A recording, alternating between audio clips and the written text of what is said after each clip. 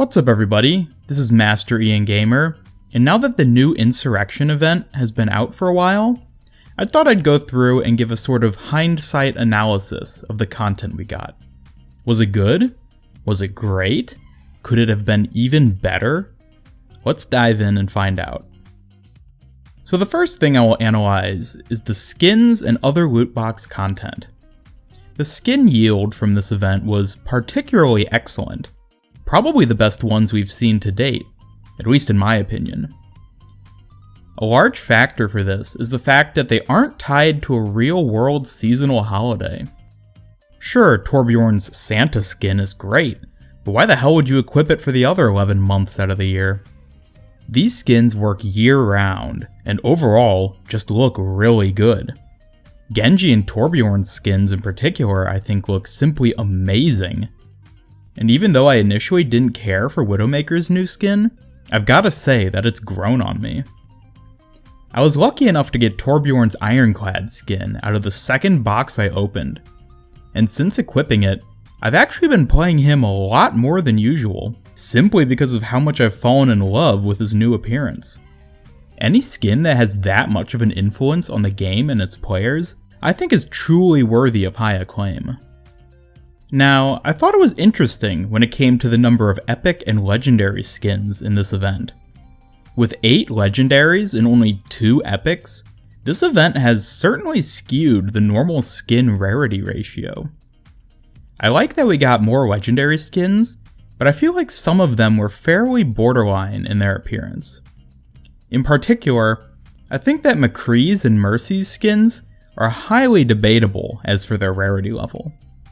As I've said before, McCree's Scrooge skin from the Winter Wonderland event was only an epic, and it changed his player model quite a bit. But people seem relatively satisfied with these skins, so I won't make any more of a fuss about them. I rarely play the heroes in question, so personally it isn't really a big deal to me. As for the 2 epic skins we did get with this event, well, they seem just fine. I've actually grown to like the Bastion skin, although I really think they should have changed Ganymede to one of the little flying bots we see in the PvE event. They show it as such in the new Bastion spray, and they changed the model to a rooster in the Lunar New Year event, so I really see no reason as to why they didn't do this. Oh well, it's fairly trivial overall. As great as all the skins were for this event, I unfortunately have to admit that they were by far the strongest out of the new unlockable content. We got the expected sprays and voice lines for every hero, and those are always very subjective to what the player personally likes. We got a couple of other really good things, such as D.Va's new highlight intro, but for the most part, the emotes and especially the victory poses just felt kind of thrown in out of necessity. Zarya and Winston's victory poses are the greatest perpetrators, since they are literally just stills from either one of their emotes or highlight intros. And while I can't really criticize them too hard, as it never hurts to simply have more stuff, even if that stuff is subpar, I think it is worth acknowledging that this is somewhere where the event falls short. However, moving off of the unlockable content, it's time to address what I believe has truly outshined even the skins in this event, and that is the PvE game mode. This is exactly what we've all been waiting so long for. Ever since Junkenstein's Revenge back in the Halloween Terror event, the potential for really fun and engaging PvE has been evident. I think most of us would even be satiated with something on par with what we got in Junkenstein's Revenge. But of course, Blizzard has gone above and beyond to surpass our expectations.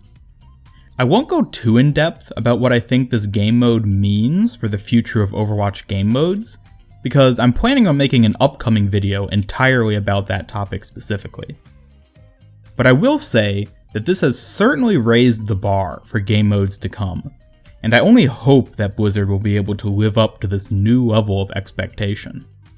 Overall, if I had to give a rating to this game mode alone, it would get a 12 out of 10.